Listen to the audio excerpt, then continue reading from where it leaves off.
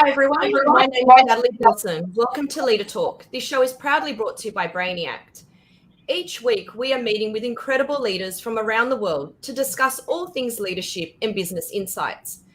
Each person coming on this talk show has given up their valuable time for one very clear purpose: to give back to small and medium business owners. Many of us will agree that all businesses face risk. Yet at the same time, a well-managed business with a great leader will also create great opportunities. So today, my co-host, CEO of Pierlite, Gustav, Arianto, and I are fortunate to chat to our guest speaker, Leanne Heywood. Leanne is an OAM recipient, experienced non-executive director, consultant, and senior executive with broad general management experience gained through an international career in the mining, rural, government, and not-for-profit sectors. Today, Leanne will share with us her views on risk management, leadership, and how this can help your business succeed. Welcome to the show, Leanne. Thanks, Natalie. You've made me sound amazing.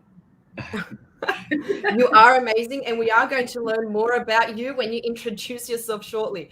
But firstly, we're going to start off with what we do with all our guests, and that's asking two fun questions. So we've prepared yours for this week. And your first question is, what is your favorite holiday destination? It's definitely Port Stephens, which is 2 hours north of Sydney. So my husband and I used to go to Port Stephens when we were teenagers with my parents for holidays. We spent some of our honeymoon at Port Stephens. We started taking our children there when they were babies, and now our children and their babies come there with us for holidays. So we're just about to look at purchasing a holiday home there. So we always have room for our growing family to come to Port Stephens on holidays with us. Wow. Fantastic. I'm surprised I haven't bumped into you there. That's where we holiday all the time too. It's a beautiful place.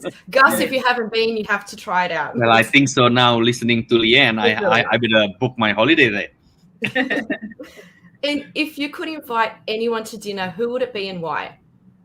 Well, I have heard your previous podcast, and I have heard you ask that question, and I've given it a lot of thought. And, you know, the intellectual answer to that question is Julie Bishop, because I deeply admire her. But the real answer to that question is my husband, Michael, because I can't imagine anyone else I'd rather spend the evening with. Oh, that is a fantastic answer. Lovely. That is a great one. And Leanne, before we do begin, if you can introduce yourself. I did have a look at your bio and your incredible experience, but it's way too long for me to summarize it in an intro. So I'll hand it over to you to introduce yourself and tell everyone who is Leanne Heywood. Okay, well, I guess who is Leanne Heywood? There's two aspects to that. There's the career aspect, and then there's the personal aspect. So as people always do, I'll kick off with the career aspect. So I'm a non-exec director. I'm on 3 ASX boards, one in the lithium mining industry, one in the forestry industry, and one in advanced manufacturing. And I'm also on the board of the Australian Meat Processor Corporation. That's my work. I also chair WOBSX, which is a mentoring and coaching forum for women who are seeking to achieve ASX board roles. So that kicked off just this week, and it's been a great experience so far. From the personal side, I am wife to Michael and mother to Rachel, Ben, and David, and nana to Billy, Macy, and Walter. So and there's another one on the way. So that's that. My passion is my family. I love to spend time with my family. Love nothing more than everyone to be at home as they were last weekend, all together. So married to Michael. Michael's a farmer in Central West New South Wales, so that's where I live. Oh, that's so great. And can I just ask this? You've had such an incredible experience with leadership. Do you have a proud moment as a leader? Is there anything that stands out as a proudest leadership moment? Well, I think one moment that stands out really clearly to me was when I was working as general manager marketing for Rio Tinto and marketing the Oyu Tolgoi, the copper from the Oyu Tolgoi project. And I was in a meeting room with the chair of the board, who was previously the Mongolian ambassador to China. And he said to me, you have been responsible for achieving international terms for Mongolia's product for the first time in Mongolia's history. Wow. That is a proud moment, Leanne. I had to ask that To say that question. history, right? Yes. I mean, that is a proud moment. That's a proud Yes. moment. And I want to ask before we start as well, Leanne, Yeah. your passion is family. Yet when we hear your career, it's not a career that comes without a lot of sacrifice. For you to chase so many mega business, to be involved, with mentoring others, yet, a wife with a lot, you met your husband, you mentioned to us before, since you are on year 8, and then now you have grandkids. It's you going on holiday to Port Stevens.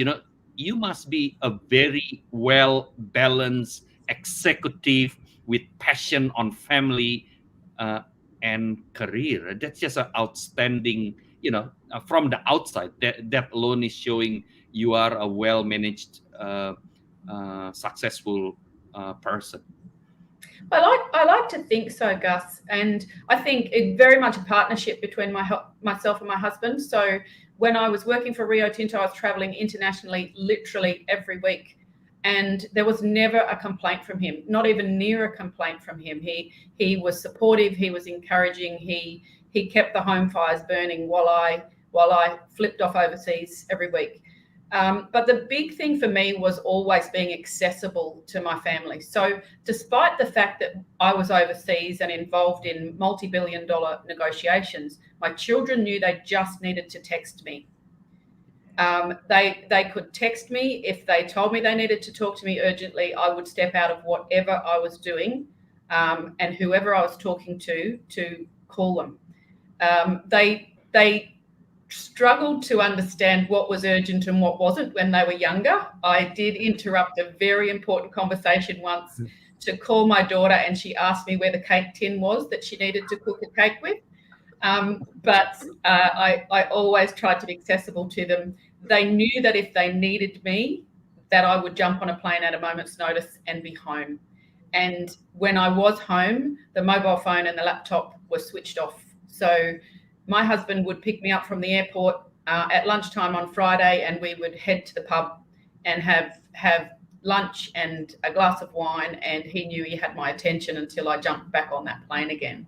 I worked very, very hard while I was away. I worked nights and weekends to make sure that when I was home, I was truly home and present. I love that. Maybe this is for another topic, but even listening to that, even listening to what you mentioned, in career, we see a lot of people, and I openly say, making a lot of excuse, whether it work, whether it's family. Yet I'm sitting here listening to someone that putting career without no excuses. You travel, you going out from your family, but yet you have the ability to say, when I'm home, I'm fully at home. And when I work, I'm fully at work because I'm responsible for so many people. Well done, Leanne. It's just outstanding the way you describe it. It come across that way to me anyway. Thank you. You're a real inspiration. Look, going on to our leadership questions, Leanne, we know the journey to the top is actually really hard in business, and you've been at the top. So from your experience and your journey, what are, say, the top 2 lessons that small and medium business owners that you could share with them from your own experience? So it's quite difficult to boil it down to 2. And on reflection, I'm not sure that the second is necessarily relevant to very small business owners. But number 1 is have a plan and make it happen. Number 2 is pull people up the ladder alongside you. Yeah. See, that is something that once again, I think who talk about have a plan. Conrad Gronewald, the CEO of Detmold, have your North Star and then have a plan. And people do not put the time to put a plan, especially when we are a small and medium business. We wake up in the morning. Our plan is to work throughout the day and to make sure that our business run. But now we listen to Leanne as well. Having a plan is so incredibly important. Leanne, do you have any suggestion when we talk about planning, having a plan for success, how comprehensive is it? Like, is it have to be like a financial planning, like or what is planning in the simplicity for small business? Do you think the necessary concept of planning, in your opinion?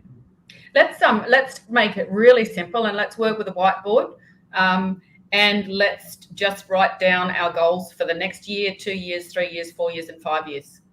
It's as easy as that. So recently, my husband and I did sit down to write down our financial goals, and it took us, I don't know, maybe an hour to work out our overarching financial goals, retirement goals, timelines, etc. There's a whole lot more work in making it happen, but those goals were very clear to both of us, and very easy to write down. And now we're in the process of working out how we make it happen. Do you see from your experience, Leanne, when we're talking about goal setting, planning, not only a lot of people not doing it, but it's a character of the individuals. Like you talking about business success leadership planning, and then you put, hey, my husband and I sit down for hours to actually thinking about our personal. So you as a build is quite disciplined around this. In your experience, do you see many people doing this, or if you put a blanket, people are lacking around this, we need to do this? No, I think probably there are many that do it and do it well, and there are many that don't do it, and therefore perhaps suffer. There are some that don't do it and are successful anyway. So we had a wonderful speaker speak to my WOBSX cohort. Her name was Kerry Schott, and she said that her career was a happy accident. But she's amazingly successful and an incredible woman. So it's not always a model for failure, but I think planning can help to achieve success. And if I think about personality types, my personality type, I did a program once, one of those psych tests, and it suggested that I was more structured than 98.5% of the world's population. So if you want structure, you come to me. My husband is the complete opposite. So thankfully, he doesn't mind being organised, because he does get organised by me, but he would not organise himself. Yet he has a plan for the farm. So he knows next year what paddocks will go down to lucerne, what paddocks will go down to wheat. He knows how many sheep he's going to have on deck. He has a long-term plan for what he wants to achieve on the farm. And I put together the financial plan around that, and I let him know where there's gaps and things we need to be aware of. That is fantastic. Yeah. And can you repeat your second one? Sorry, Nat, I just lost. Bring people on the journey, on the ladder. What did you say, Leanne? Bring. I think it was bring good people up the ladder with you, or something to that effect. I can't remember the exact words, but I come from an era where it was not common to have women in the mining industry, and it was very common for women who climbed the corporate ladder to drag that ladder up behind them and leave everyone else down the bottom. And it's very much my passion to make sure that I'm bringing people up alongside me. That is fantastic. It is a great one. And Leanne, we've spoke previously, and you spoke about mentorship, and you were very passionate about this.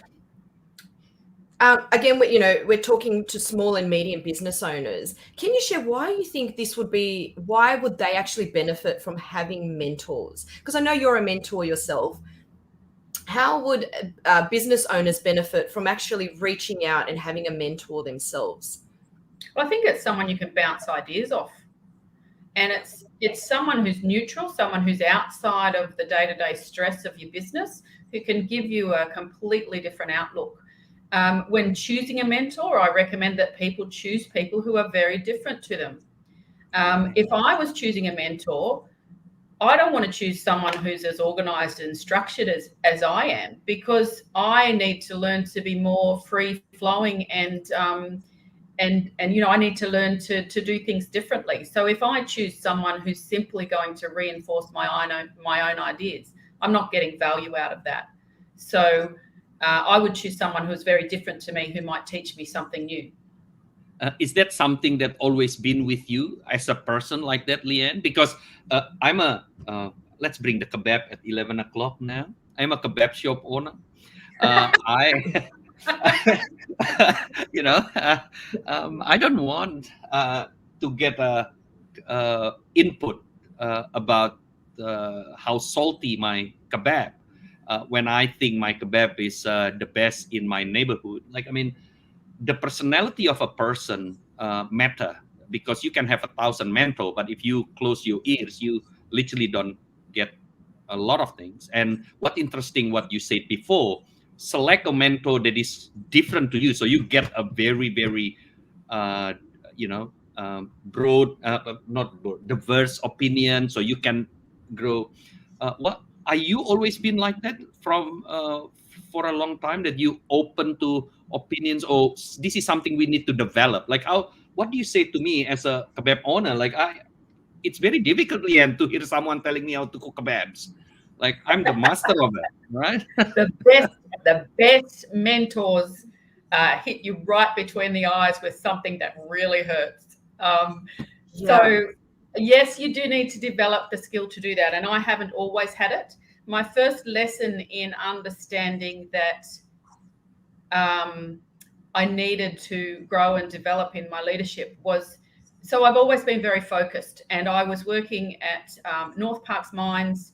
And when I walked into the office, I was actually, when I walked up the hallway, I was actually facing my office, and my mind was completely on what I was going to be doing when I hit that desk, what I had on for the day, what I needed to get done. And one day, this very kind woman who reported to me, so very kind and very brave, I might say, sat down with me and said, Leanne, from my experience of you, I know that you're a very warm, generous, giving person, but everybody thinks you're a bitch. And I said, why? Why? And she said, because you walk in the office of a morning and you don't say hello to people. And so I didn't even see people on my way into the office. I probably passed a dozen people on my way into the office, but my mind was so focused on my office, what I had to do, what I had to get done in the day, that I wasn't taking the time to have the conversations, get to know people. And so I made it a point from that day forward, and it was kind of like diarising, be nice to people, because I had to make it a habit. That I made a point from that day on, my first thing in the morning was to go around each of the people in my team and have a chat. And it might start off with the TV show they'd watched the night before, or the son that had broken his arm and they'd been in hospital all night, so you understand that person's under a bit of stress. It might start off with the personal, but it often then landed in some problem they had to face that day from a work perspective that you were able to solve really quickly. So that was my very first lesson in leadership versatility, and in understanding that other people needed certain signals to know who I was. Fantastic.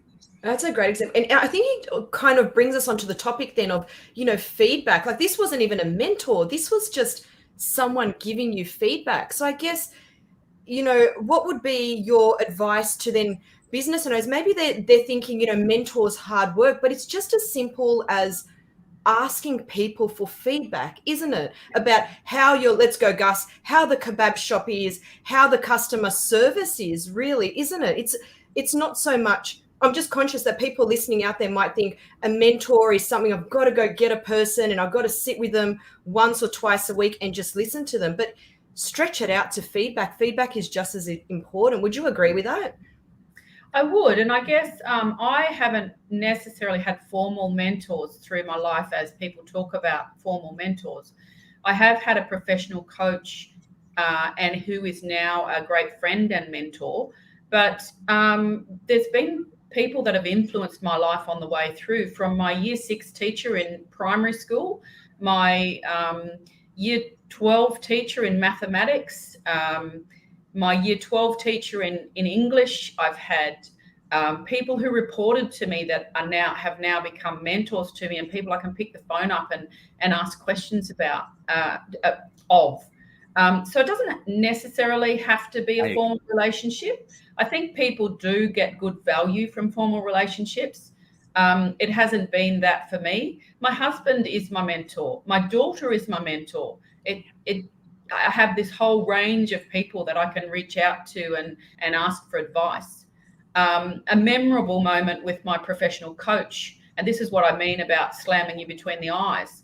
I used to ask him to observe team meetings from time to time. So I had an international team of about 6 people, and once a year we would get together for team development sessions and management meetings and so forth, and strategy meetings.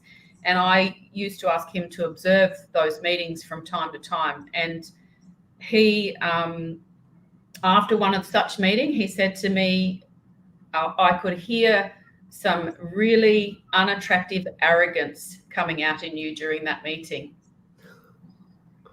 And I was horrified. But it was a real moment where I looked back at my behavior and said, yep, I can see what you mean. This is why you are very successful, Leanne. We asked you in the public forum about mentorship, and we dig down about examples and so light on your shoulder, explaining about some of the gaps, whether when you walk to the office, whether how you chair meetings.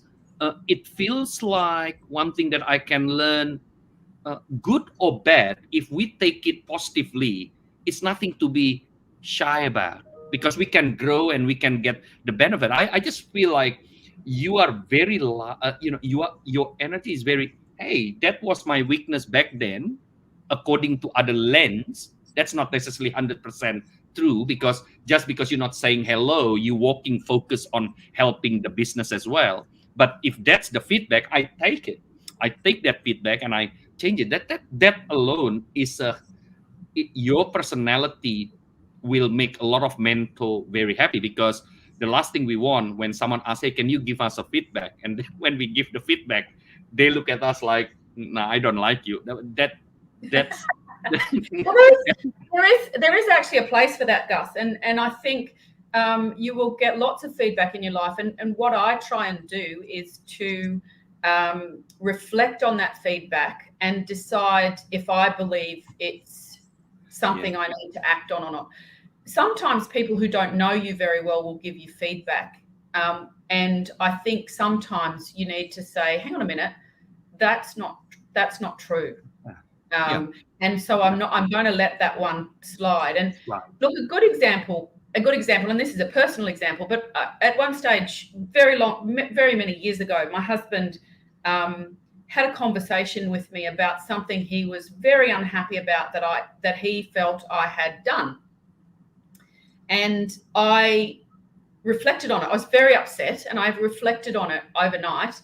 And I got up in the morning and I said, I've really thought hard about what you've said to me, and I think that you've misinterpreted what I've done, and here's why. And I told him, and he said to me, he wasn't then bothered by the original act that upset him. He said to me, it was really wonderful that you thought so hard about that. He was just happy that I had actually given it the attention and come back to him and said, no, look, I think you got it wrong. I think you misinterpreted my actions, and I apologize for the fact you felt that way, but I didn't do anything wrong. Yeah. It's really, you kind of bringing these lessons to life with personal examples are really, it's really helping understand it all. So that's a really great one. Thanks, Leanne. And, we spoke to you last week, or earlier this week, sorry, and you said to us the importance of walking the talk and how important that is to your leadership style. And you gave us some really great examples. Do you see many examples where leaders perhaps fail on this, where they don't walk the talk as such? Yes, I see examples of it all the time. And I think sometimes they're just small examples, but they really build up to people not believing in their leaders or not believing in the rules that have been set. So I think, we see political leaders drink driving. We see political leaders not wearing masks when they should and getting fined for it. We see that sort of behaviour in the political arena, and that's because it's so public. But we also see it in companies, and some, one really good example for me was we were doing a tour of a processing plant at one of our mine sites as a board. We got to a point in the plant where there was a sign that said hearing protection was mandatory. When I asked the tour guide where we could find our hearing protection, he said, "Don't worry, we won't be here long." And we continued the tour. And I felt incredibly uncomfortable that here was the board, everybody, eyes on all of us, walking through this place with a sign that said mandatory hearing protection, and we didn't have hearing protection on. And yet we expect all of our teams to comply with the safety rules to keep themselves safe. So when we got back to the boardroom, I raised it with the board and I said, look, made me really uncomfortable and I don't ever want it to happen again. There was nothing I could do about it at the time because we didn't have hearing protection with us. We hadn't been effectively prepared for the tour. So we just had to get out of the situation. But when I went back to the boardroom, I said, absolutely uncomfortable. Next time I will walk back down that ladder and stop the tour. Or if we don't have hearing protection, because it's not appropriate for us to set a poor example to the rest of the team. Yeah. And I think this is so important, even when we relate to sports, for example, and in the relation of walk the talk, the higher you are on this elite sports, whether you are a coach, for example, even a coach, the coach will still do the running with the people that they coach. Yet in business, the higher you are, there's a lot of example, they actually don't even understand how to sell anymore because they're no longer selling. That's not mean the higher you are that you need to do that, but the people in the organization are actually watching. So I always say to Natalie that I know how to cook the kebabs. I know exactly how to clean it, and I know exactly how to punch the order while she's actually taking the order. So Natalie, I do all the things that you can do in my kebab shop. All right. Exactly. Well, even Leanne, to add to that, I remember during the COVID lockdown, I was always encouraging, the Elite Words team to move away from their desk, to move and walk, because we sit down for such a long period of time. And there was one day where it was already 4:30. I hadn't even moved. And it was that, what example am I setting? That's it. Up. I'm gone for half an hour and actually walk the talk, because there's one thing saying it, but if the person that's leading the team, the landscaping business or whatever we are, if we're not actually doing it to set that example, it's very hard to follow. Would you agree? If someone is actually not, if they're just saying it, it's kind of, what example is being set? No, I wholeheartedly agree. And a very simple example in that regard for me was, I always insist that people take a break for lunch. I think it's healthy to take a break for lunch and it refreshes the mind. And again, at North Park's Mines, it became a real thing. And we ended up with a table under a tree, and it was called the Tree of Knowledge, because we would all sit around this table and have our lunch break, and some fabulous conversations would ensue. So I went from having a team who sat and ate at their desk to a team who over the months gradually moved towards having a break, sitting under the Tree of Knowledge and having a yarn while they had their lunch, and that was really great to see. That is great. And look, I want to move on to risk management, because it is a topic that I think, and we've had this discussion, it's something, it can sound scary. Maybe it's perhaps overlooked by a lot of our listeners out there, but it is a really important topic because all businesses face risk. So before we kind of go into the questions, Leanne, can you perhaps in a simple way explain to everyone out there, what is risk management? Well, really it's three things. It is identifying the key risks for your business or your personal life for that matter. And then it is about ranking those risks. So deciding which risks are high, medium, and low. And you can do that intuitively. If you want to do it more scientifically, there's certain tools you can look up that will help you rank the risks. And then it's about acting on those risks, mitigating those risks. So, for example, you might find that there are 9 key risks in your business. 3 of them are high, 3 of them are medium, and 3 of them are low.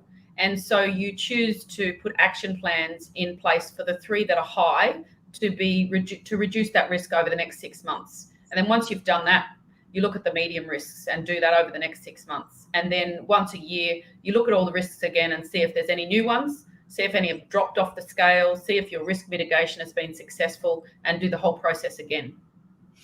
Leanne, if we just relate this fully on business, when we start ranking them, so we identify risks, but I'm a very, even as a person, I'm a hypochondriac, everything is risky for me, so how do I balance the identification of the risk so it's not become everything is risky and I'm unable to move on? Like, is there any simple tips for small business? Instead of you asked about maybe ranking 10, what happens if I comes with 100 risks? We have to rank including them. We have to rank them and decide what's important. Yeah. So I once had a compliance officer reporting into me, and he said to me, my job is to give this business a really good set of brakes so it can drive really fast. And so when you're looking at risk management, what you're looking to do is to make sure that there is no risk that is going to derail the business. It's not about looking at the risks and saying, I can't go ahead. It's about looking at the risks and saying, I can fix that so that my business can bloom. Wow, that is a fantastic statement. So what you're saying is, putting the analogy of a car, the brakes can stop the car, but that's not mean the car not moving. The car can now run at 300 kilometers per hour because we have an advanced brake. Yep, exactly. Fantastic. And let's extend that and say that the planning is the steering wheel.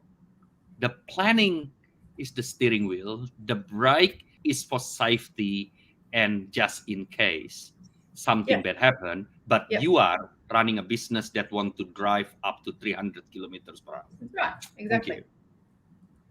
I need to write this down. This is so good. Never see it that way, by the way, Leanne. If you want me to be honest with you, I never see it that way, and you just make it so simple, and I really like it.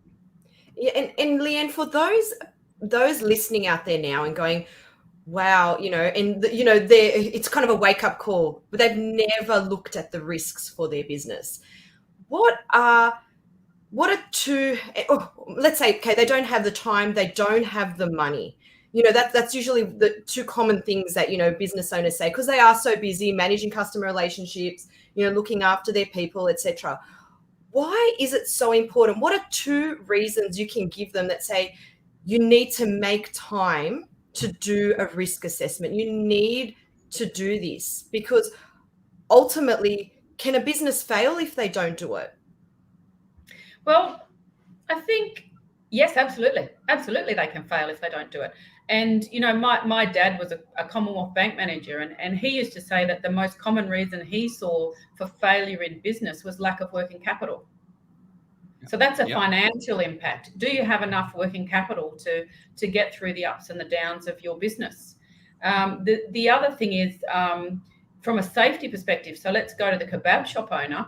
If you've got a step leading into your shop that someone's going to trip over on the way in and break their leg, are you then going to be faced with a liability that is going to ruin your financial stability? Are you going to have to close the shop and declare bankruptcy because someone has tripped over the step that you didn't pay attention to and broken their leg? Yes. And in the identification of that, just this is because, like what I said previously, the way we look at risk management and identifying of the risk also required a different lens, a different eye, and this is related to your mentorship or things. You talking about yes. To be honest, my kebab shop have a couple of steps in front. I never think about it. Natalie come to work and fall, and then the next thing I need to close my business.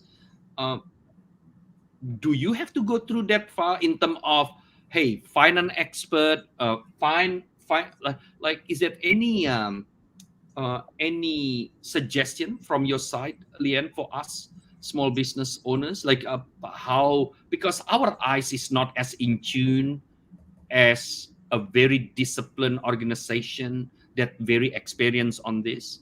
How do we make sure that we have enough cover when we look at this, in your opinion? Yeah, no, I gave that quite a bit of thought, because a lot of what I do. So I came from Rio Tinto, who had excellent risk management processes and practices and systems and experts and all of those sort of things. And I'm now on the board. I'm chair of audit and risk for 3 much smaller companies. And so I had to think about what I'd learned in Rio Tinto and how that applied in a smaller company with less resources, less experts, less systems. And it's the principles that count. So if I take that another step to a small and medium enterprise, so the step from Rio Tinto to a smaller business was, let's not have these amazing multi-million-dollar international systems. Let's use a spreadsheet. The step from those companies to a small and medium enterprise might be, let's use a whiteboard. Yes. And the key to identifying the risks is brainstorming. You don't need an expert in this. You need to get your team together, because someone will have noticed that step. Someone in the team will be able to say, hey, I've been thinking that step probably isn't very safe. And so you do brainstorm. You don't talk about it, you brainstorm. I facilitate risk assessments all the time, and I only know what I know from being part of risk assessments. So you just, I think you gave me an example as we were getting ready for this of a real estate agent who has 10 staff. Now, surely, well, I would imagine that a real estate agent who has 10 staff has some sort of weekly meeting, weekly planning meeting, weekly discussion meeting, weekly problem solving meeting. So simply dedicate 15 minutes of that meeting every week to risk. Spend the first month brainstorming the risks, the second month ranking the risks, which ones are high, medium and low, and then the third month developing an action plan for each of the high risks, and then every month check off that you're acting on the action plan and the timeline you set in place. In 12 months' time, review that list and see if anything's new, or have you done what you said you would do, and have you reduced the risk of all the highs to mediums or lows.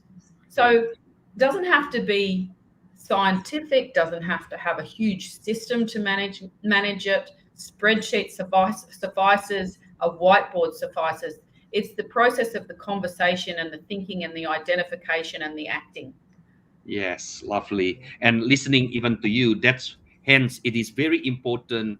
The leader of, doesn't matter what organization, it has to start with this person to be very open on feedback. Because, when we do the brainstorming, if they're not open on the feedback itself, then it become, one's brainstorming and no one give another input the next meeting. And I just love the simplicity of that. Yeah, look, I think we need to think about the principle of brainstorming in the first place. So a lot of people get brainstorming wrong. The principle of brainstorming is that everything goes up on the board. So there's no discussion. Someone gives an idea, it gets written up on the board. And that gets rid of that filtering that might occur on the way through the process. It makes sure that people feel comfortable to give their ideas, because there's no discussion, no criticism, nothing but writing it up on the board. Fantastic. And Leanne, for everyone listening out there, and they're thinking risks, what kind of risks? You've mentioned like the risk of tripping over the front step. So we've got safety risks. Maybe, there's obviously financial risks. What risks should we, are there certain categories that we should be looking out for? Or is there just some guidance to give them just certain risks? I mean, there's risks in all areas, but just perhaps something that they may not think would be classified as a risk. Well, if I was to just rattle off a list off the top of my head, there's obviously safety, environmental, financial. There might be succession. So that's something we talked about earlier, Natalie, is that if you have a business owner and he's the only one that can open the shop in the morning, he's the only one that knows how to deposit the cash in the bank, he's the only one that can close the shop in the evening, he's the only one that knows the alarm code, then what happens if he gets, hit by a bus? The business halts, So is there anyone else in the business who knows what to do?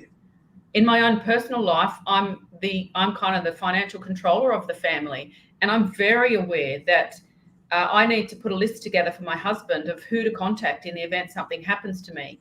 It might just be the phone number of our accountant and our financial advisor and a list of our bank accounts and passwords, but he needs some basic information to be able to sort through. He's very capable of sorting through the stuff we do, and I keep him informed of all the stuff we do, but he needs some really basic information to be able to deal with that.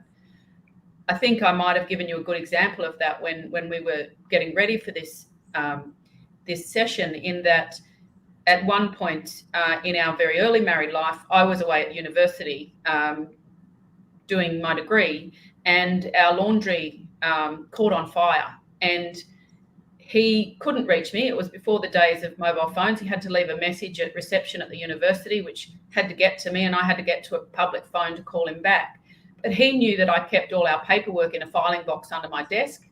He was able to find the insurance policy, and then he phoned my dad to give him some help in working out what to do. So because he knew where I kept stuff, he was able to manage that emergency. And by the time I did phone him, the insurance assessors had already been and sorted everything out, and there was some money in our bank to start fixing it. Yeah. And it's one of those things, I have no doubt people listening to this are thinking, wow, I've really got to think about that. Because as a business owner, you're often so busy doing the day-to-day duties, running around and, working the crazy hours, that you don't actually think that something can happen to you. And you've really got to think about this. You're forward thinking, really, if something does happen, who is going to, like you said, are the passwords accessible? Do they know how to run the business? Do they know the clients? There's just so much out there. And I think what we learn from this is, whether we like it or not, we need to spend time on this, because the example that Leanne shared before, if I'm a owner of a small business and I'm doing everything, the chance of I have an accident or have some problems is large, and the business can stop tomorrow. Literally everything that we try to build. And we listen to this all the time. We read the book about this all the time. But the question is, who actually stop and actually, okay, enough is enough. I bring my whiteboard. I will do this. I think that's the biggest challenge. I think whether you are a small business, medium business, who actually listen to this and actually, you know what, I sacrifice my next 1 hour to actually, enough is enough, and let's implement this. Because as maybe I shouldn't call it boring, but when no one want to talk about risk, and when Leanne bring this topic, I quite like it, because this is something that we need to talk about, and we need to stop and doing this. So yeah. And Leanne, sorry. I was going to say there's another concept I'd like to introduce at this point, which is one I really love, and let's talk about our kebab shop owner. So it's the concept of pre-mortem, and it's like a risk assessment, only it's a more creative way or more interesting way to do it. So we take our kebab shop owner, and he decides he wants to expand, and he wants to, by the end of 12 months, he wants to have 10 more kebab shops. And the concept of pre-mortem is to imagine you are 12 months down the track and it's all gone horribly wrong. What happened? Yeah. What happened to make it go horribly wrong? So you're really thinking forward and saying, this hasn't worked. Why didn't it work? And in that way, you're going to mitigate the risk of it not working. Yeah. And I think we need to do that, because you don't want to come 12 months after this and then suddenly, why this is happened now. This thing about why this is happened to me. Yeah. That's, and I think we learned through the COVID, there's a lot of business, including my business. We didn't plan for a lot of things, and we learned through the COVID that, hey, it's nothing wrong in thinking the worst outcome. We not wake up every day thinking about that, but at the very least, we need to spend time to think about that. I agree with that. Look, I think on that note, Gus, what I saw as a non-executive director when COVID hit was that the businesses, even though I don't think anybody had major pandemic on their risk registers, so nobody had necessarily, well, nobody that I know of had necessarily planned their response to a pandemic. But those businesses who were very good at risk management, very good at emergency management, very good at disaster management and recovery, managed the crisis way better than those who weren't. So the fact that they understood how to analyze the situation, how to analyze the risks, how to put action plans in place, how to manage an emergency, meant that they coped with COVID way better than other businesses. Totally agree. I agree with that. Definitely. And Leanne, you just touched base on, risk, emergency, and disaster. I'm assuming, are they 3 levels of risk management? Are they 3 separate levels? So risk is about your day-to-day business. Emergency management is about the customer that comes in, trips on the step and breaks their leg. What do you do in that situation? And disaster management, again, in the kebab shop, is there's a power outage for 5 hours and $10,000 worth of product is going to be spoiled because the refrigeration isn't working. Yeah. So I guess that's the levels. That's the way that I think about it. Yeah. Yeah. And just curious, we're talking about risk assessment, but how often, you mentioned, maybe include it in a monthly, discuss it monthly. Is that what you would be saying for those small business owners out there? It's not something that they can just, I'm going to dedicate 1 hour to it today and then just leave it to next year, is it? It's something that regularly needs to be revisited. Is that is that the advice you would be giving them? Yes, absolutely. So the reason it needs to be regularly revisited is because you need to make sure that the actions you've planned to mitigate those risks are actually happening. And once they have happened, have they done what you thought they would do? Again, a really good example of how this goes wrong is that when I was working on the Oyu Tolgoi project in Mongolia, the border that we were passing our concentrate through had never had copper concentrate pass through it. It was a bilateral border, not an international border, and the customs were not experienced in dealing with our particular product going through the border. And we'd had a big risk assessment with lots of experts in the room, a facilitator, everything. And we'd identified the customs risk as a key risk for us. And we had put in place actions that needed to be completed to make sure we mitigated that risk. And I made sure that I was reviewing that risk register, so personally conducting a review of the risk register once every 3 months. I handed it over to a manager to do that review and report back to me. I didn't get the report and I didn't follow it up. And that risk around customs on the border had been missed, hadn't been actioned, and it almost sent the company broke because we couldn't get our product through the border for months. And the things, Nat, just to get once again, representing the small businesses, what I like about what Leanne mentioned, it's whilst the comparison could be versus a very large company, but we need to remember what Leanne said is about the brainstorming, it's about the action it takes, it's about the discipline to have this very regular, and it's about not putting the risk conversation as a boring topic, but as part of your business. And I think that's the key things about this. It's not something that we want to talk about risk and, oh my God, this is just like, let's talk about something else. No, this is actually an exciting thing because this is putting a break that can make us faster. I like that. I will start saying that actually. The risk management and how excellent you are actually managing your risk is an example of how good the brakes in your car. Yeah. Just in case you need it. Yeah. Yeah. And, Leanne, I'm just curious, in your experience, do you think lots of businesses actually don't spend a lot of time on this topic? Because there's a lot that I've learnt through this conversation, and I have no doubt that there'd be a lot of others out there. But do you think that it is a topic that's often overlooked? Yes, absolutely. In my experience, certainly. Yeah. And I thought, well, look at the NAB and the money that was going through to child prostitution. There was clearly a missing link in their risk management system. And it do happen. It do happen because now I think this can be related like this.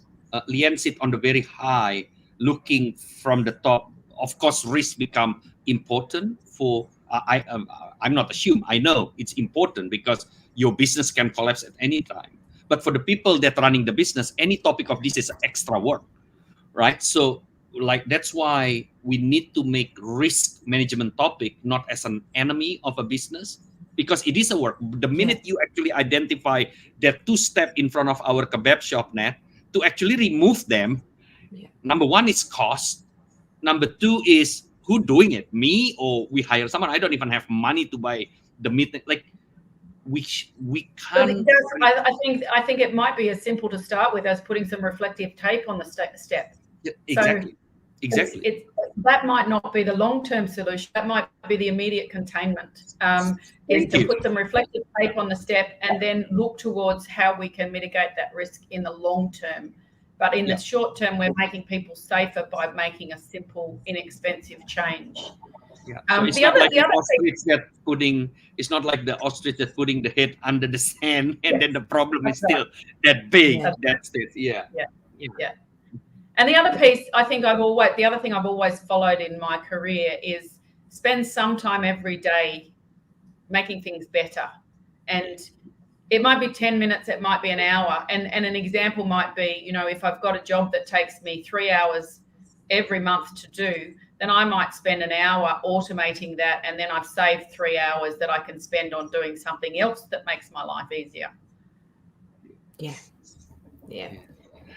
And Leanne, can I just ask you, out from the topic of risk and other things like that, just your energy, you are very experienced, your example, your analogy, what's your favorite books? If you offer, like you are very, very, your example is relevant. Sometimes when we bring executive leaders with your experience, I hope I'm not saying it wrong, but sometimes it could be disconnect, but your ability to connect it simply. Hey guys, it's not about changing the stairs here. We're talking about putting a reflective, I love that. I reckon you are very relevant in managing your business because it's not about the difficult stuff. Even so, I'm actually wrong in that.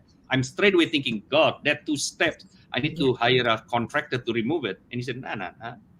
You don't have to go that far if you don't have the money right now, but you might want to think about that. But how do you get all this, outside your experience, obviously? Look, it's a very revealing answer, Gus, because it does all come from my experience. My favorite books are fiction novels because I work so hard during my day that I can't bring myself to read self-development books because that's work.